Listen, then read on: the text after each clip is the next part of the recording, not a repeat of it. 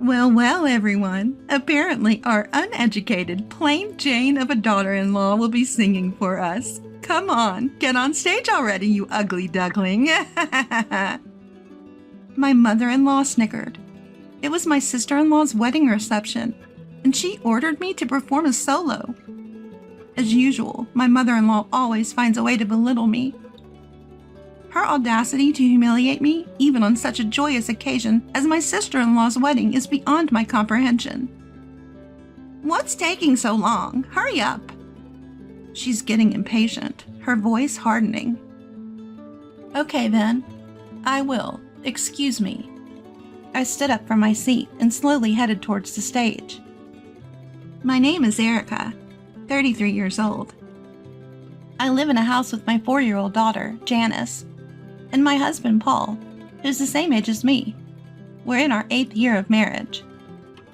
I lost my parents when I was a child and was raised by my grandparents thereafter. However, I didn't want to be a burden to them anymore, so I dropped out of high school and got a job at a local factory. Paul and I went to the same high school, and we were reconnected at a reunion when we were 21. We hit it off and started dating. 3 years after Paul graduated from university, we got married. I've been supporting my husband, taking care of our household chores, and raising our daughter while working part-time since our marriage. Mom, teach me how to sing. Recently, Janice has been asking me that quite a lot. Neither Paul nor I have any intention of forcing music onto her. I like music. I was the president of the choir club in high school. I still love singing and even take voice training lessons as a hobby. When both Paul and I are at home, I often sing to his music, and perhaps that's why Janice naturally developed an interest in music. I want to sing beautifully like you do, Mom. Seeing her say this with a smile, I can't help but smile back. When I told Paul about this, he reacted with joy, saying, "It's a blessing that she's enjoying music." However, we agreed that it would be better for a professional to teach her the basics of singing, and decided to take her to the voice trainer I often visit the next day. I hope that one day Janice and I can perform together with Paul's music. With these happy thoughts in mind, I fell asleep that day. 3 days later, when I returned home after shopping, my mother-in-law called. She started belittling me ever since she found out I dropped out of high school when I got married to Paul. To be honest, she isn't my favorite person. She often showers me with insults like, "Can't you even do that? You're so slow. Your parents were no good, huh? That's why you dropped out of high school, isn't it?" I wonder if she's going to say something nasty again. With feelings of apprehension, I answered a call from my mother-in-law. "Hello? Is Janice there right now?" "I'm sorry, she's at voice training right now. She's not home." After I said that, I realized I had let something slip, but it was too late. "Why didn't you tell me before letting her attend such things? You really don't think things through. I'll teach her." My mother-in-law, just like my husband Paul, graduated from a prestigious music academy as valedictorian. She's quite the accomplished musician. She dotes on our daughter and treats her with so much love.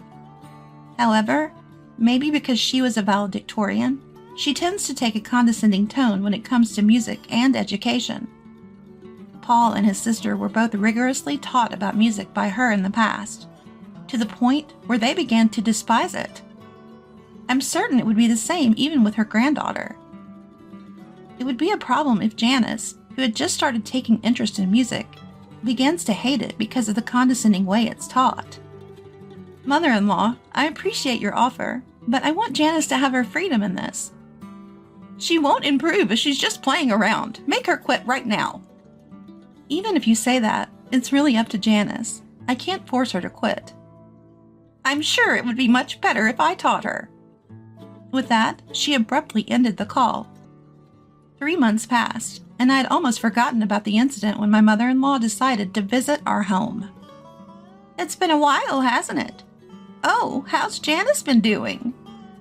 She was probably happy to see her granddaughter after such a long time. As soon as she stepped into our home, she immediately scooped Janice into her arms, barely greeting us.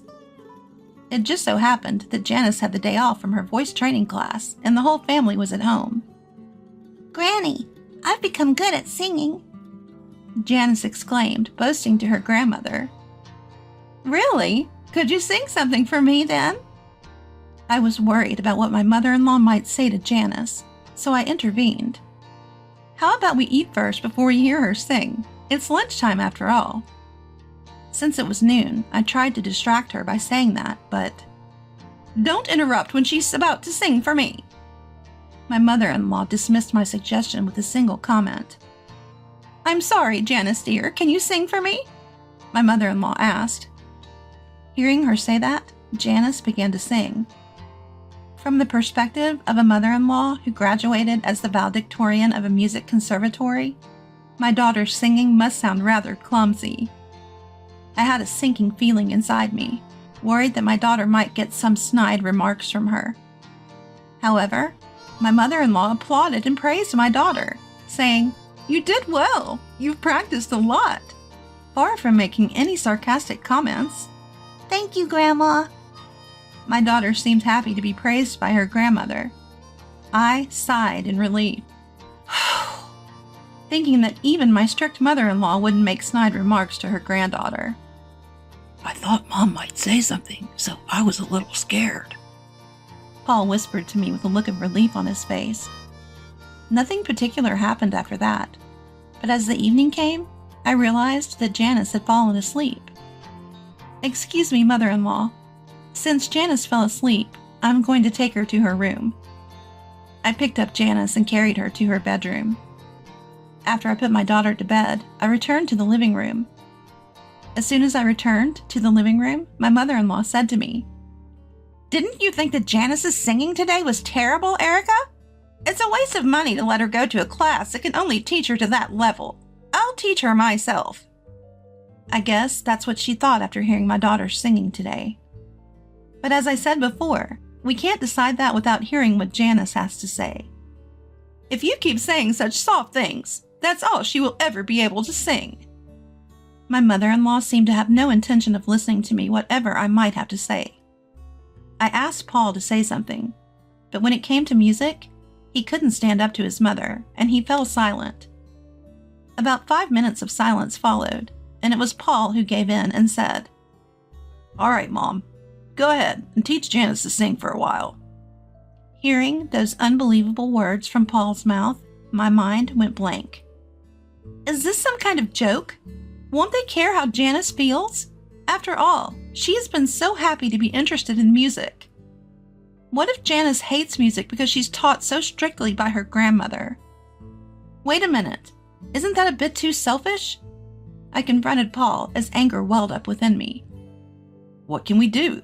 When it comes to music, she's much better than me, and it's a fact that I got better by being taught by her. I was so angry that I felt like waking up Janice right at that moment and leaving the house with her. So, I guess it means Janice is quitting the voice training class, as I said, right? My mother-in-law, with a triumphant look on her face, asked Paul and me. All right, but remember, this is not a music conservatory, so please absolutely do not do anything that Janice would dislike. I know that, you know. I'm not uneducated like you. I said what I had to say at least, knowing she'd never back off, and I let her go home for the day. That night, my husband apologized for his mother's behavior, but I did not even want to see his face. I ignored him and went to bed. Next morning, I told my daughter Janice, "From today, instead of going to the voice training class, let's have Grandma teach you to sing here at home, all right?" When she heard it, she looked very sad, but said nothing and just nodded. I'm sorry. Seeing her like that, all I could do was apologize. Then, come noon, my mother-in-law arrived at our home.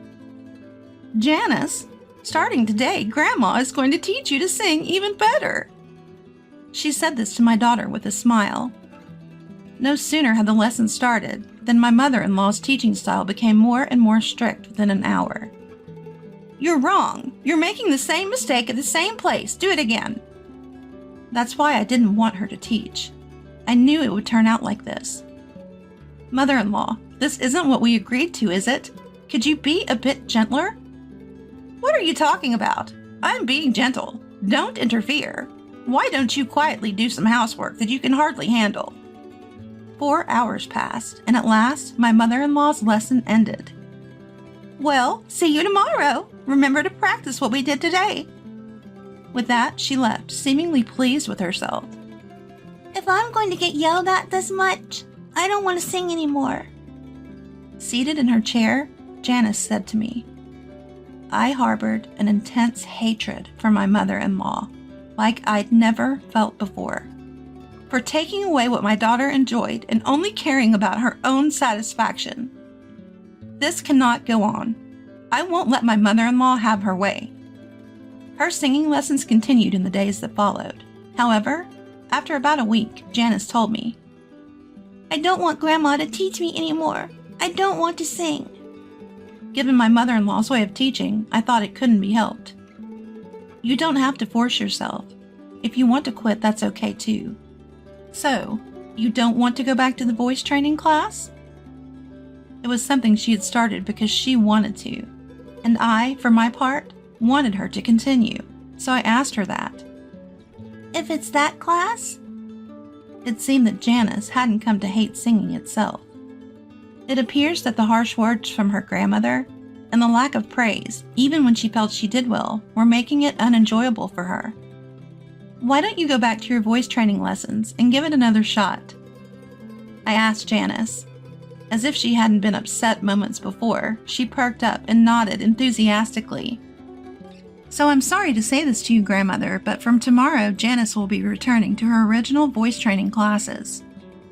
The next day, I relayed Janice's feelings to her grandmother over the phone.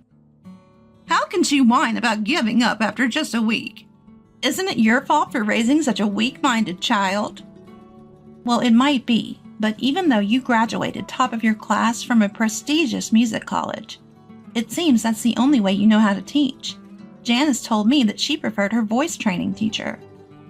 As I retorted, the grandmother was fussing and fuming over the phone, but I ignored her and hung up. Whether she was top of her class or not, it was quite satisfying that her own teaching method had led to her being disliked by her granddaughter, who preferred her voice training teacher. After that, the visits from the grandmother ceased. I've spoken to your mother and told her it was okay if she didn't come to teach anymore. Janice said she didn't want it anymore either. I also feel like I've done something unforgivable to Janice. Back in the day, my mother was very strict with me about music, so I couldn't say anything. But I thought she wouldn't be so harsh on her granddaughter. I'm really sorry. That night, when I relayed this to my husband, Paul, he seemed deeply regretful and apologized. I was so angry when Paul suggested quitting Janice's voice training class and having the grandmother teach her instead that I almost felt like punching him. But fortunately, Janice didn't come to hate music, so I decided to forgive him. 2 weeks later, Paul said, "My sister is getting married in a month, and she asked us to perform." I had never performed at someone else's wedding before. What kind of performance is she expecting? I was planning to bring a few people from my band and do a small concert, but my sister really wants you and my mother to sing as well. I wasn't particularly thrilled about the idea, but hearing that the grandmother would also be performing, I reluctantly accepted Paul's suggestion. So, does that mean I'll be singing with your mother? Well, yeah, that's how it seems. Singing with my mother-in-law, of all people. I wondered if it would be all right. But if I happen to sing better than her at this performance, I wonder what she'll say. I started practicing the very next day, but there was no sign of my mother-in-law practicing at all. Mother, aren't you going to practice? I'm fine. I'm much better than you, even without practicing. After all, practice is something that people like you who are not very good need to do. I tried asking because I was curious, but the only response from my mother-in-law was sarcasm. I decided it was a waste of time to engage with her and focused on my own preparations. After we decided what song to perform, I also increased the frequency to get my voice training lessons. I was sick of being ridiculed by my mother-in-law. And, above all, I was anxious about singing in public after such a long time without proper training. And on the day of my sister-in-law's wedding, the ceremony went smoothly, and the time for the entertainment had finally come. First, my husband Paul took the stage and began to play his music. As expected, given he plays regularly, he was confident and exuded an elegant aura. I was utterly mesmerized by Paul's performance. "I'm not feeling well today. Could you sing on your own?" Then, out of the blue, my mother-in-law told me to sing solo. "What? That's so sudden, it's not fair." "Well, there's nothing we can do about it, or what? Are you too embarrassed to sing in front of others because you're uneducated and ugly?" She said this without a hint of remorse. Okay, I know it. She's doing this on purpose, I thought, and decided to retort. Being uneducated and ugly? I've practiced hard, so I won't be embarrassed singing in front of others. I asked you several times if you needed to practice, but you showed no signs of doing so. Could it be that you're actually a terrible singer? That's not true. My mother-in-law raised her voice in response to my question. The people around us began to stir, wondering what was going on. Sorry, it's nothing. I got up from my seat, apologized to those around me, and then pressed my mother-in-law further. Graduating as valedictorian from the music college, you sure talk big about teaching others, huh? Are you running away because you're embarrassed to sing with me since I'm better? I whispered this in her ear. What did you say? There's no way that's true. If I sing with a low-educated, ugly person like you, it would only throw me off. Didn't your parents teach you that? You and your parents are truly incompetent. She disparaged me as being uneducated and ugly, and even insulted my parents in front of everyone. Embarrassed and angry, I wanted to leave right at that moment. But if I ran away now, it would just make her happy. What are you doing just sitting there? Hurry up and go. Okay then, I will. Excuse me. Just as Paul's performance ended, I took his place on stage. I was supposed to sing with my mother-in-law, but due to her not feeling well, I'll be singing solo. Instead of the song I was supposed to sing with her, I chose an opera song I used to sing a lot when I was competitive, an aria from The Marriage of Figaro. And so I began to sing. At that moment, perhaps due to the vocal training I had done, my condition was excellent, and I was able to produce the most beautiful vibrato I'd ever achieved. It was amazing. The audience were mesmerized by my singing, saying things like, "Wow, her voice is incredible," and "Is she a professional?" When I finished singing my song without any hitches, the audience gave me a standing ovation, showering me with thunderous applause. Congrats on your wedding, sister-in-law. You know, I used to be the choir leader in high school. It's been a few years since I last sang in front of an audience, so I was a bit nervous. How did I do? Thanks so much for listening. After making this statement, I returned to my seat. My daughter, all starry-eyed, pleaded, Mom, your voice was so beautiful. Can you teach me next time? Witnessing this, my mother-in-law, with her jealousy on full display, said in a huff, Anyone can sing like that. Don't get ahead of yourself. She continued, never missing a chance to belittle my singing. Just as I thought the entertainment segment was over, my sister-in-law unexpectedly said, Mother-in-law, you should sing too. Words that I didn't expect came out from my sister-in-law. My mother-in-law was taken aback and looked at her daughter in confusion, asking, Me? I've never heard you sing, Mom, and since you taught me so much about music when I was young, I'd really love to hear you sing. My sister-in-law expressed this with pure honesty. The attendees chimed in, Mother-in-law, you should definitely sing. Words had gotten around that my mother-in-law was a top graduate from a prestigious music school, and the crowd grew increasingly excited for her performance, creating an atmosphere where she felt she had to sing. Well, with all this, I guess you have to sing now, don't you? I did not hesitate to add so. All right, if you insist," she responded, heading to the stage. The moment my mother-in-law took the stage, the energy in the room peaked. But as she began to sing, Wait, no way. I might even be a better singer. such murmurs could be heard throughout the crowd. She must have heard them as well. My mother-in-law's voice did seem off, but even accounting for that, her singing was dreadful. She always criticized others for their singing, but her pitch was all over the place. Honestly, I felt I was still the better singer. The atmosphere grew awkward as her performance ended. Unlike when I sang, the venue was filled with cold atmosphere, and the applause was sparse. Everyone acted as if they'd seen something they shouldn't have, as if her turn had never happened. Upon returning to our table, my mother-in-law, her face flushed red, shouted at me, "That's why I didn't want to sing. If you had sung properly, my daughter wouldn't have asked me to do this." She said to me with such an angry tone, but I didn't understand why. When my sister-in-law asked her mother to sing, it seemed to me that she genuinely wanted the wedding to be blessed by the voice of her mother, who had been sternly teaching her about music since her childhood. "Do you think so? To me, it seems she genuinely wanted you to sing." I told my honest thought to my mother-in-law. "No way. I'm sure she knew I'm bad at singing, and this is her way of embarrassing me." I was utterly astonished at her response. She had always criticized others' music and performances, yet she herself didn't want to sing in public because she's bad at it? She never hesitates to complain about others' music, but she is like, "I don't accept complaints, although I'm a bad singer myself." Such a self-centered attitude won't be accepted. My daughter Janice might have her newfound love for music crushed by her grandmother. I could no longer bear my mother-in-law's attitude.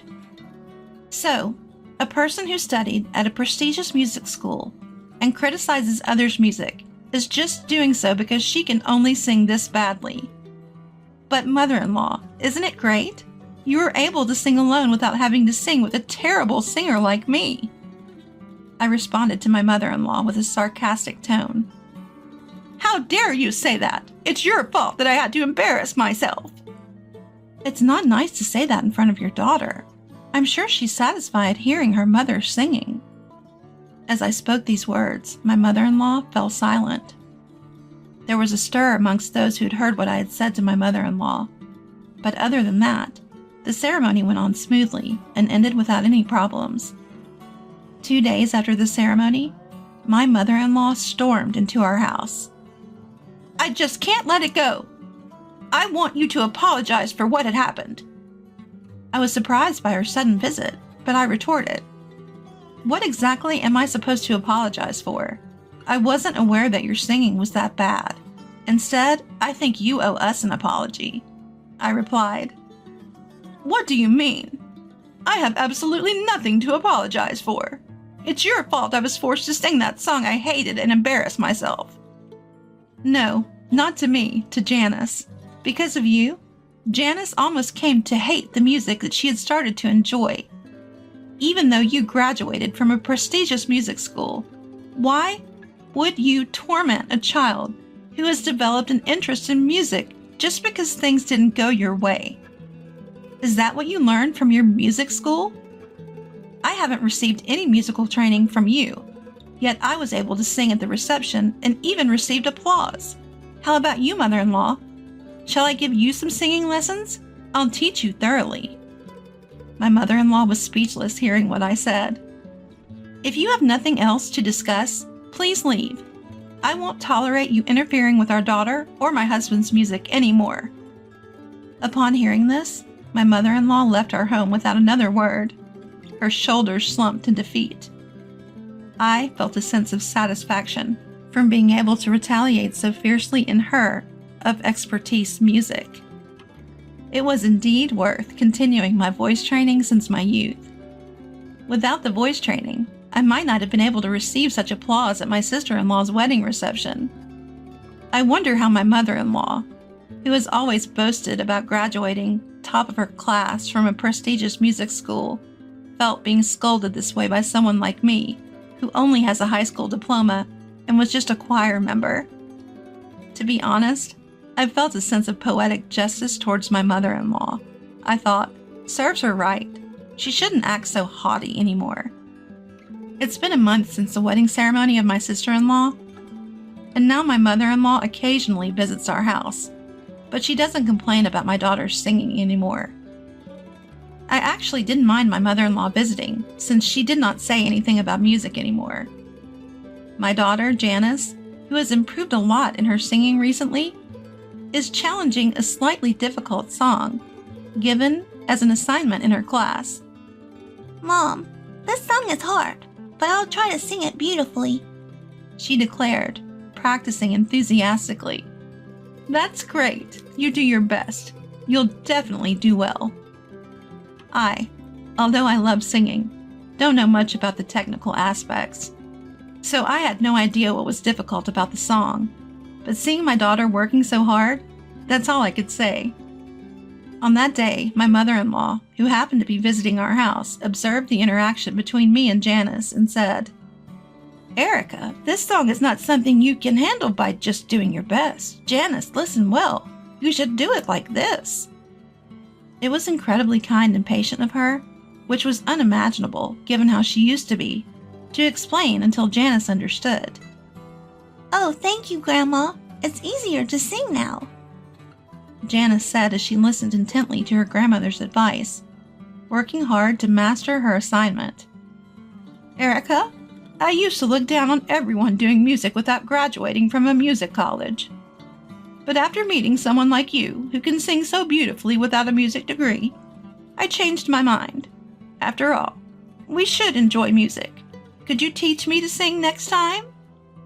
My mother-in-law said that, looking at Janice singing. I was surprised to hear such a thing all of a sudden, but I'm sure the sarcastic comment I made after my sister-in-law's wedding had its effect. "My lessons are tough, you know," I grinned as I replied to my mother-in-law. "Oh, I won't do anything horrible anymore. I feel sorry for Paul, too, although it's too late now. But if you're going to be tough, Erica, I'm prepared." After hearing that from my mother-in-law, I felt assured that she won't say anything about her music anymore. Although a lot had happened, the tension between my mother-in-law and me eased off, and since then, we've often gone to karaoke together, becoming close enough to sing together. I hope that one day, when Janice becomes even better at singing, the four of us, me, Paul, Janice, and my mother-in-law, can have a fun jam session.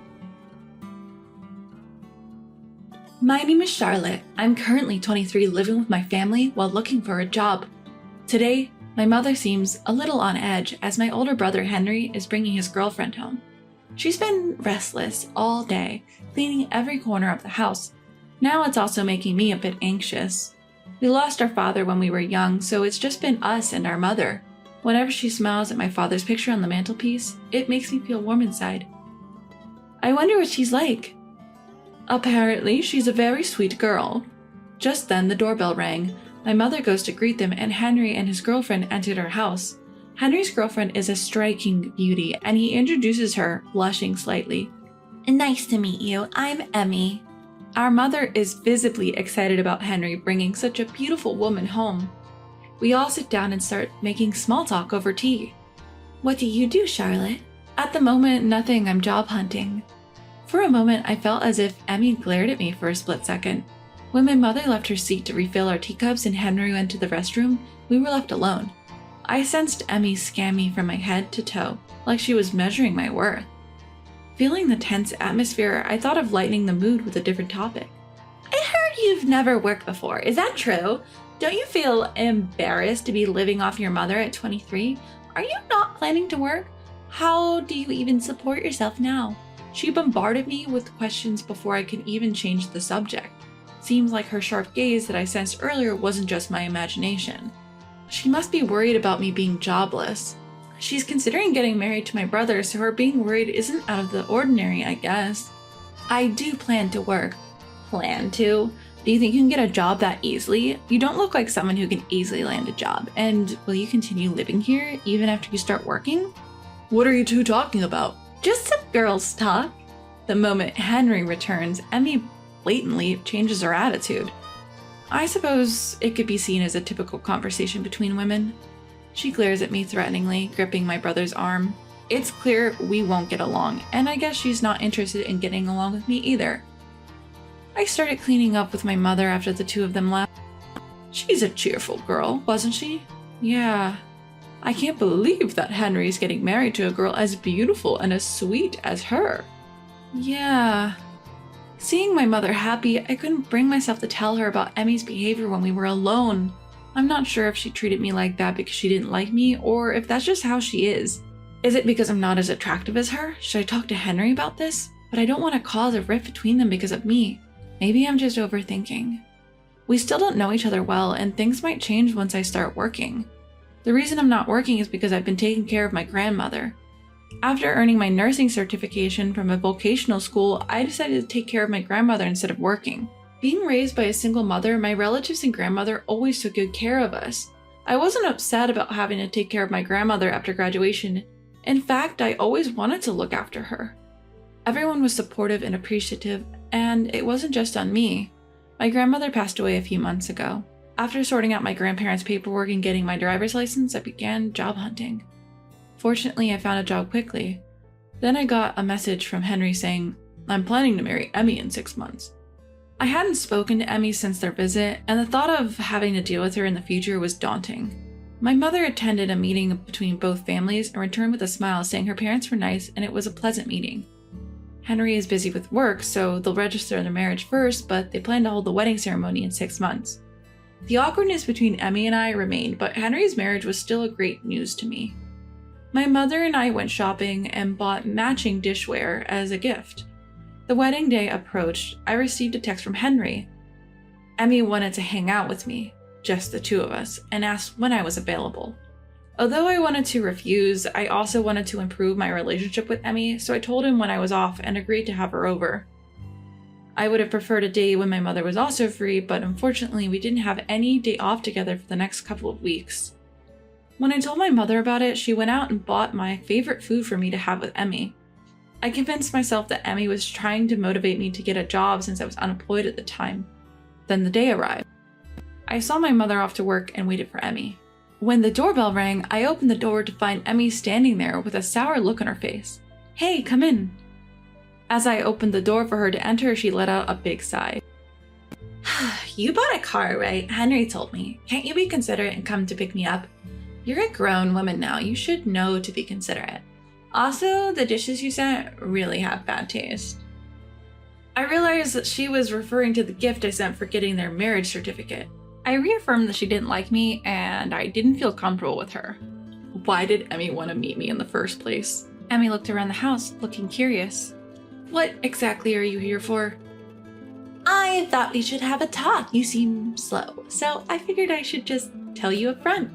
"A talk?" "I need to know when you're moving out. You started working, right? How about living on your own? You've had enough time being pampered. It's time to stand on your own 2 feet.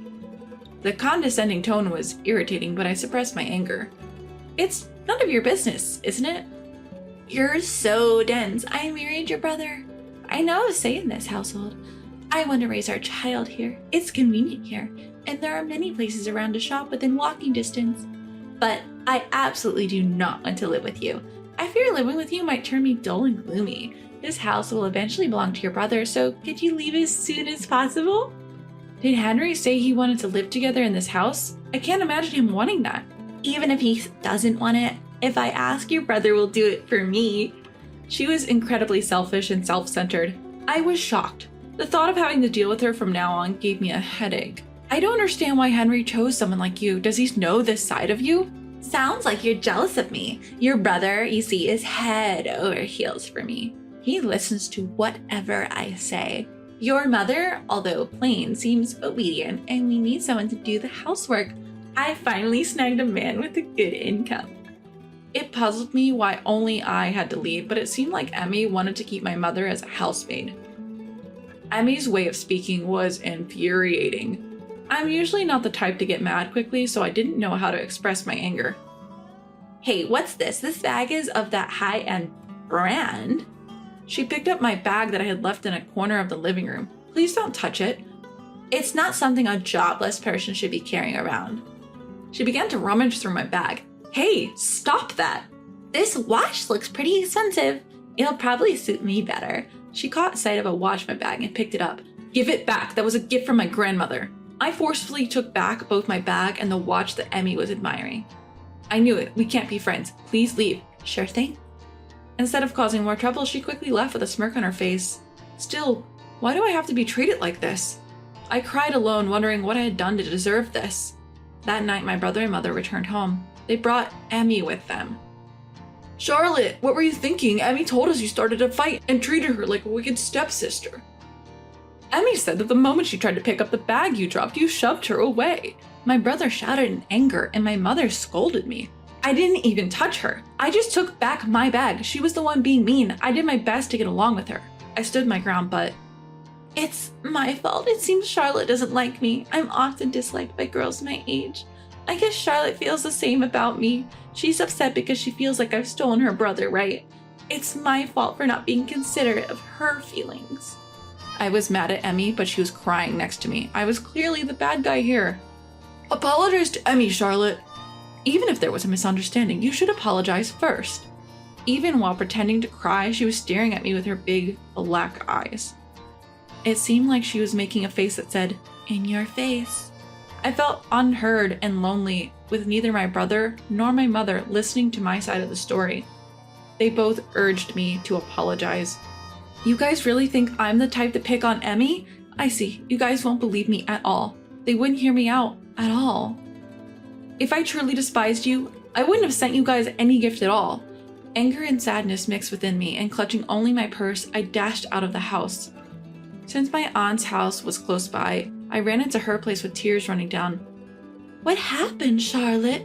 Why are you crying so much? What's going on?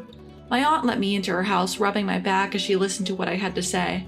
Oh my, she sounds like the epitome of a nasty woman. Even my mother and brother, they don't believe me. If I go back, Emmy will be there. I don't want to go home anymore. They must have been convinced by her. If you don't want to go home, you can stay here. I'm just by myself here anyway. Do you believe me, Auntie? Of course, you're always kind and considerate of others. You would never say or do things to hurt others. As I was talking with my aunt, my phone began to vibrate. It was a call from an unsaved number. I had a bad feeling about it and was hesitant to answer, but my aunt said, "It might be that woman. Why don't you try answering it?" So I nodded, put the call on speaker so my aunt could hear, and picked up. Hello, can you hear me? Probably she got my number from Henry when she said she'd come to visit. I wasn't up for it, but decided to speak anyway. Where are you? My aunt put her index finger to her lips, signaling me to keep quiet. At a hotel. I responded with the bare minimum. Well, do you get it now? No one believes you. Even your mother believes me. I'm so lucky to have such a kind mother-in-law. Since then, they've both been comforting me. They were so angry with you, saying what a terrible person you are. The revelation of Emmy's true nature triggered my aunt, her eyes wide with delight. I was upset about the fact that my mother and brother didn't believe me, but seeing my aunt react this way made me want to expose more of Emmy's true side. That's fine. There's no denying that I'm two-faced. Admitting my own faults made me feel less guilty and ready to fight back. Having my aunt right next to me mentally helped me great. Emmy, you mentioned you wanted to live in that house, right? Did you know that the house is actually under my name? It was originally my grandmother's, but I inherited it. So I'm not going anywhere. I'm going to live in my childhood home for the rest of my life. What? Stop lying. I've never heard anything about this. I had no reason to tell you. You can ask my brother if you want. Emmy hung up on me after I said that. Well, that's interesting. Women like her are careful about who to pick on. She knows how to act in front of your brother and mother. So my brother really doesn't know her true nature, huh? He wouldn't have chosen her if he did. But she seems to be careless. She'll slip up sooner or later. If I step in, I might worsen your situation, so let's just see how things go for a while. After discussing with my mother, I decided to live with my aunt for a while. Some time had passed since Emmy's outburst and she called me again. so it seems like the house really is under your name. I don't get it. Does this mean that Henry received the inheritance money? I haven't heard any of this. I have no reason to tell you because it has nothing to do with you. By the way, my brother hasn't inherited anything. I plan to get married to my current boyfriend and live in my childhood home. It's located in a good neighborhood, great for raising kids, and has everything within walking distance. You have a boyfriend? I'm surprised. That house doesn't suit you. From the moment I saw you, I've been bothered by you. You're really getting in my way. In fact, I hate you. This is the first time we've agreed on something. I absolutely despise you two. Don't you dare show your face at my wedding. Even if you do come, I'll make things even worse for you. I'll tell Henry and your mother that you're not coming to the wedding. A sister who skips her brother's wedding. I'm looking forward to hearing all sorts of things about you at the ceremony. God knows what she'll do if I said I'd attend the ceremony. I was starting to feel like I could care less about the whole thing. I answered with a sigh. Fine, as you wish. I won't attend your wedding. Do as you please. I hung up the phone. And I was hit with a wave of exhaustion. Don't worry, love. My aunt scooted to my side. Right before I knew it, she seemed to have been watching the whole time. Were you told not to come to the wedding? Yeah, but I can't just accept that, right? No, let's respect the bride's wishes. Leave it to me. It's probably best not to look at any text from your mother or brother for a while, especially on the wedding day. She gave a warm smile. On the day of the wedding, I received incessant calls from my mother and brother, but I didn't even look at their texts. I figured they must be criticizing me, fueled by Emmy's words, blaming me for not attending the wedding, so I turned off my phone. I'm home!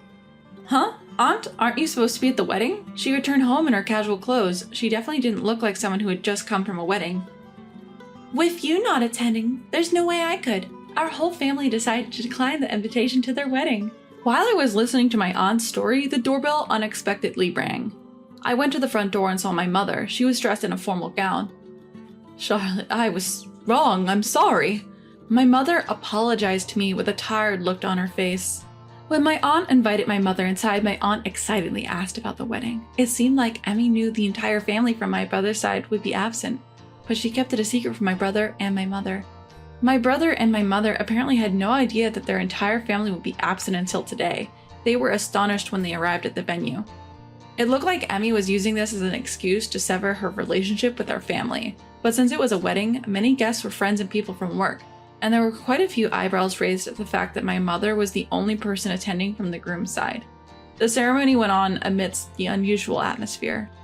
In the midst of this, Emmy, who was supposed to be receiving all the love and blessings, couldn't bear being whispered about on her big day and got into a fight with my brother. Having heard Emmy's incoherent slander about me, my mother seemed to have understood that I was telling the truth.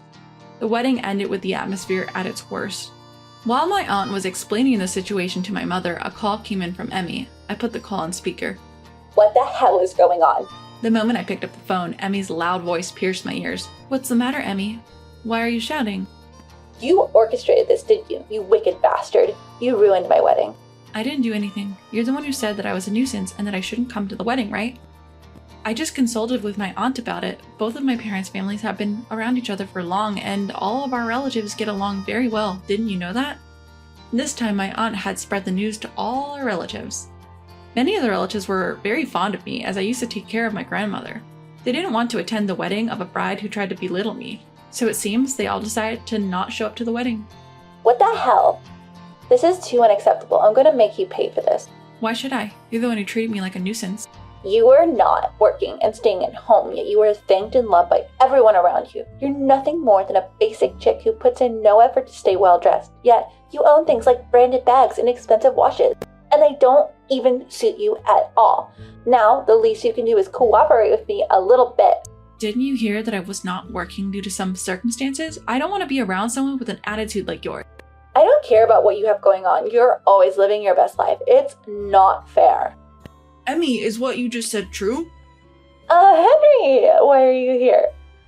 Emmy, my sister-in-law, was flustered by the sudden sound of my brother's voice. Mid-conversation, Henry had come to visit our aunt's house and had been silently listening to our conversation.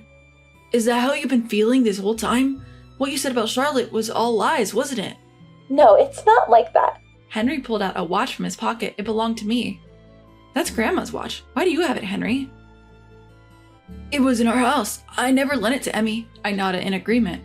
Since I was staying at my aunt's house, I probably hadn't noticed that the watch was missing. When Emmy noticed the watch, she seemed to be perplexed, but I didn't expect her to have stolen it. I'm sorry, Henry. It was a spur of the moment thing. I was jealous of Charlotte. I'm truly sorry. Emma apologized to Henry. Emmy, could you also apologize to me for telling me to leave my parents' house, for trying to turn my mother into a housekeeper, for talking smack about me behind my back to my mother and brother, for stealing, and for treating me as if I'm unworthy of respect? Please apologize for all of it. Emmy, it seemed, was too prideful to apologize to me, so she ended the call with a scream. My brother and mother apologized to me. They apologized for not believing me.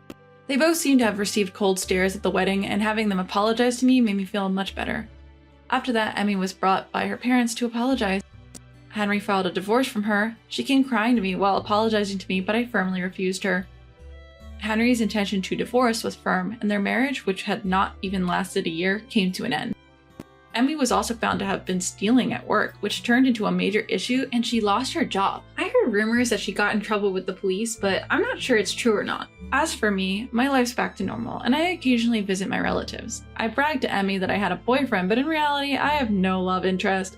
And I'm now being pestered by my aunt about it.